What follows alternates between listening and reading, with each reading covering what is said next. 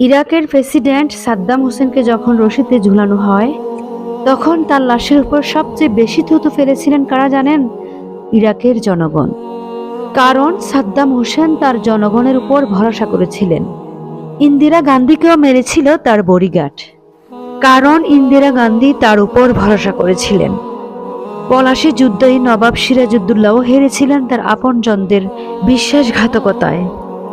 এরকম বহুত ইতিহাস আছে, যারাই ভরসা করেছিল আপনজনদেরকে তারাই ঠকেছিল। আপনি কি এটা জানেন আপনাকে সবচেয়ে বেশি কে কষ্ট দিতে পারে? আপনি সবচেয়ে বেশি যাকে ভরসা করবেন সেই মানুষটাই আপনাকে সবচেয়ে বেশি কষ্ট দেবে। এই পৃথিবীতে কেউ কারো নয়, একমাত্র আপনি আপনার। একটা কথা কি বিশ্বাস করেন? আপনি চিন্তা করলে আপনার কেউ নেই, সবাই হচ্ছে সুখের ফেরিওয়ালা। হাসি পায় একটা কথায়, দুঃখ যদি কেউ কিনতে আসে তবুও কি জানেন বিনিময়ে চায়। একটা কথা মনে রাখবেন, বিশ্বাস করুন, ভরসা করার মতো কাউকে হাতটা কখনোই দিবেন না।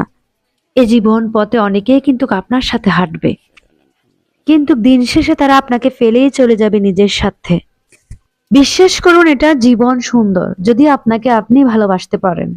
এই পৃথিবীতে কেউ আপনার আপন নয়।